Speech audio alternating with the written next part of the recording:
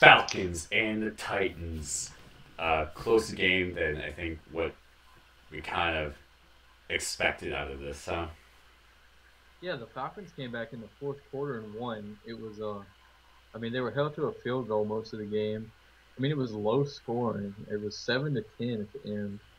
Um, the Titans had the one touchdown. They didn't have Mariota. They had Mettenberger playing, who he got picked. I mean Matt Ryan got picked. It was kind of a sloppy game on offense. Obviously, if it was only 7-10. Yeah.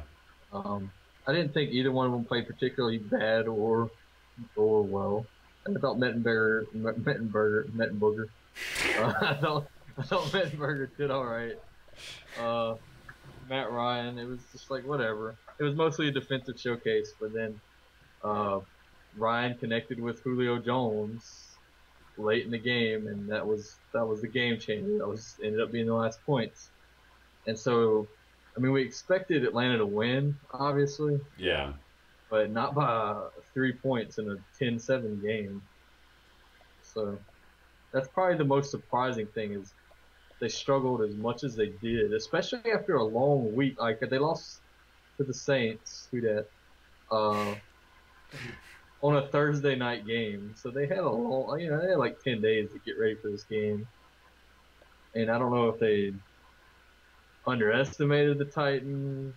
I don't know what the deal was, but and the Titans have a little bit underrated defense, I think. But I mean, yeah, that's basically what happened. It was just a surprisingly close game. That the team you expected to win eventually did, Yeah. but Tennessee, especially with the AFC South being as bad as it is, it wouldn't be. I think they're the most likely to potentially slip into the playoffs instead of the Colts.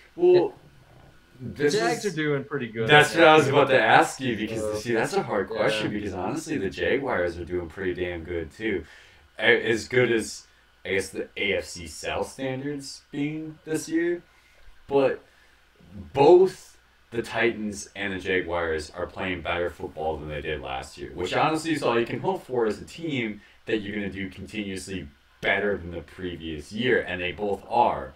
Uh, I thought that even with Mettenberger, if anybody remembers, before the season started, Mettenberger actually for a week uh, had the starting position as a quarterback, and then right. right before, I think I talked about this last week, didn't I? I'm Yeah, pretty yeah, sure I you did. did. Yeah. Well, we'll recap it again, I suppose. Um, Mariota got his starting position like literally a week before the season started, and Mettenberger was the guy.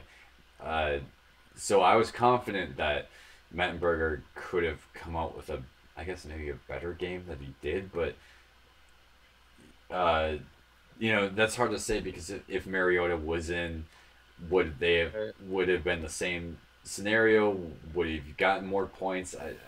I don't really know. I don't think it would have been a lot different, to be Yeah, honest I with don't think so either. I really don't. I don't think much would have changed from it. The one thing that it's kind of crazy to see with the Falcons of how much they just dropped off. I mean, you. Yeah, is this just I mean, they still won, yeah, they obviously. did. So is this just sort of a almost fluky near loss, or it raises a lot of questions going forward for sure. Um, I mean, obviously they still got to be favored to make at least a wild card spot, but it's certainly, and especially with the Saints beating the Colts, it's making it it's making the NFC South a little bit more interesting than it looked like it was going to be. Yeah, So because if Falcons maybe start losing these closer games as the season progresses, right, this could all change around, and that would be really interesting considering that they do have Julio Jones, Roddy White, Devontae Freeman obviously is like the star running back this season right now, right, right, and to see them start losing games would be something crazy. And it's weird because we're like almost talking as if they did lose this game, and I know they won, but damn, was it too close for comfort? Uh, Yeah, if you're an Atlanta fan, you're happy to win, but you can't be happy about how close it was. Like I said, though, Tennessee's defense is underrated, and I mean, I guess they showed that this game. yeah, When you heard a high-powered offense like Atlanta's like that, so it'll be interesting to see if Tennessee can maybe shut down some of the. Because I mean, I think every offense in their division is weaker than what Atlanta's been. Like that's a bold statement, you know. yeah, So it'll be interesting to see if when they start playing more division games, if they're able to shut down these offenses of the AFC South. Basically, the now non-existent Texans offense. But the Colts seem to be getting theirs a little, more together, and then the Jaguars is hit and miss, but the Jaguars definitely have a potential to be a high-powered offense. So yeah.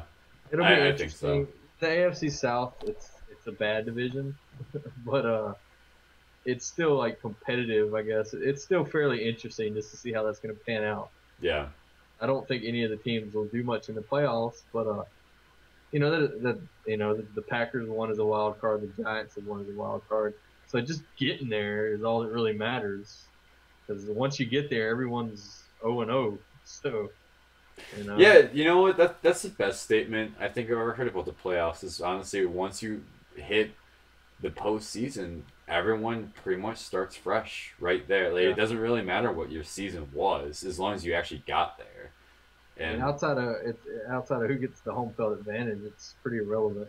yeah, So and even sometimes the home field advantage is pretty relevant because hey, even when the Packers won the Super Bowl in 2010, Falcons were number one seed. They had home field advantage and they got destroyed at home. I wasn't expecting to talk about this, so I have to look it up and maybe it mentioned in a late call or something. But I'm kind of intrigued what the winning percentage of number one seed teams is in the playoffs.